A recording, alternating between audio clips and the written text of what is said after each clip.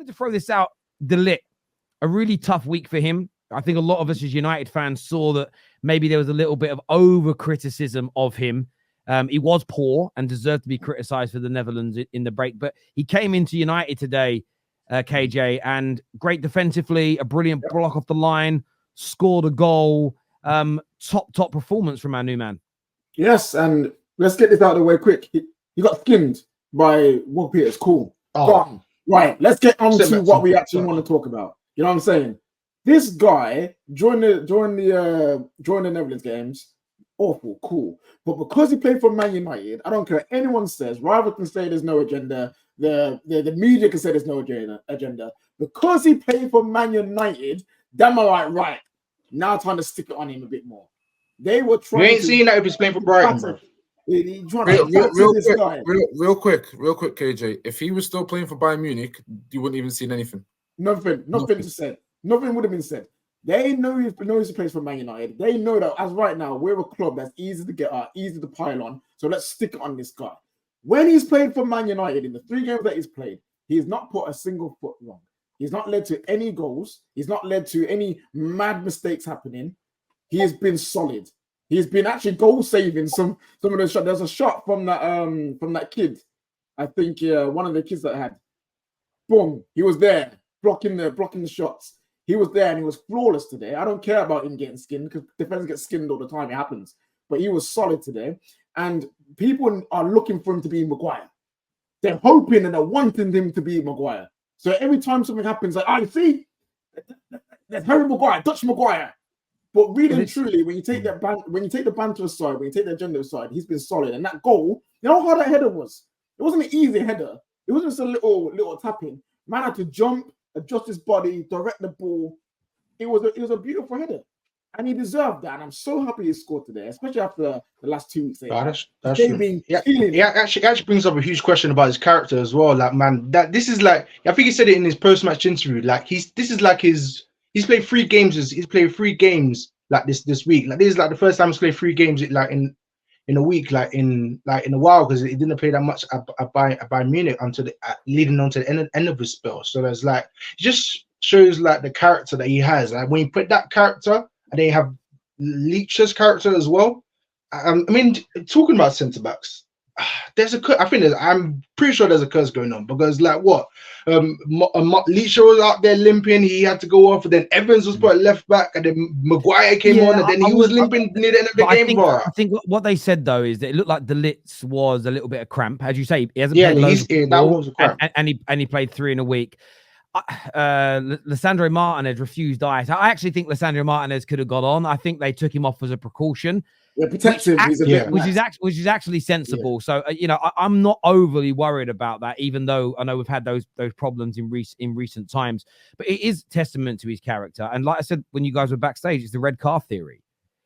And this has been going on in football for a long time now, and I think social media has amplified it. Certain players, and it won't just be Man United players. Trent Alexander-Arnold got this. Loads of players get it, where they go, right, when I tune in to watch a Man United game, when it comes to Bruno, I'm focusing on every time he loses the ball, not every time he does something good.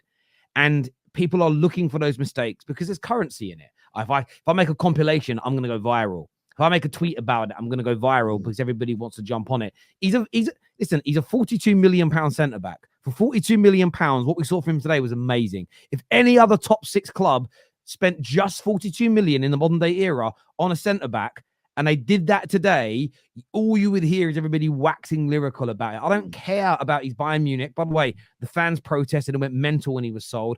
I don't care about what happened to him in Serie A. I care about what he's doing now at Man United.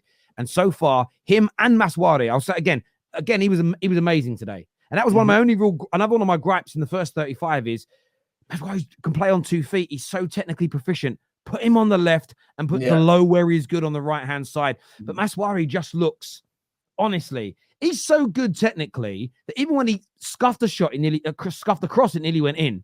Do you know what I mean? So he's decent. Rhino's here with us, mate. What are you here to say, bro? Yeah, man. It was a funny game. It was a funny game, man. I feel like the start of the game was very, very concerning for me, man.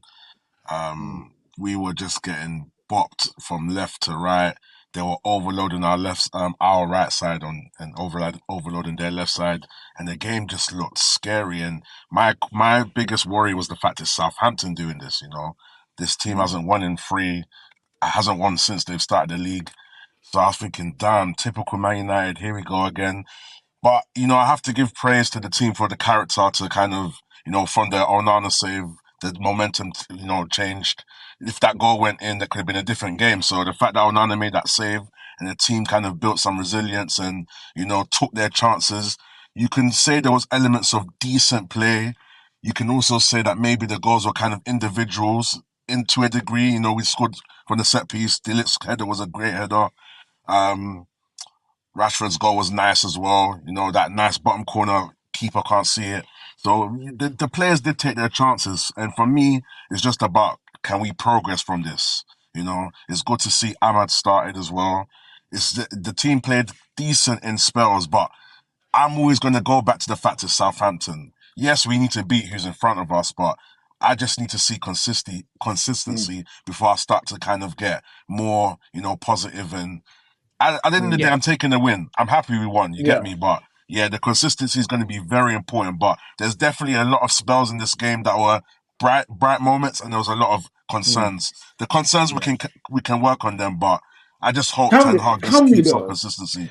I'm hoping so. Hoping so. No, but KJ, we can. I'll get your question. I think we can, and I'd love to throw this to Michael first. We can. For me, it's just where we structure ourselves out of possession. We leave too many. For me, it's not even about technical ability or signing world-class players. It's just stand people in possessions outside of possession. Stand them in positions, outside of possession, where we're not leaving gaping holes. They were overloading our left-hand side because Rashford doesn't get back because that's how he's told to play. And it was easy to double up on Delo. Surely for me, this is something we can address in training and make it work. But this is the thing. It is. We all can sit here and see what the issues are for that first half and what the issues have been for Man United for the last 18 to almost going on 2 years. But it's not about us noticing it because we don't work with the players. It's about the coach, and this is the. Well, that's a different question. That isn't can we fix it? That's will the manager fix it? There's a fundamental difference between those two questions. So will the manager? Because if he doesn't, I was about to say, sorry, just quickly. I'd even go even further and say I don't even think it's about not being coached, not being recognised. These guys are top coaches and professionals. Even Van Nistelrooy's highlighted it himself. I don't think it's a case of can they see it, can they change it. It's a case of them reverting back to type. If you've been doing something consistently over 18 months.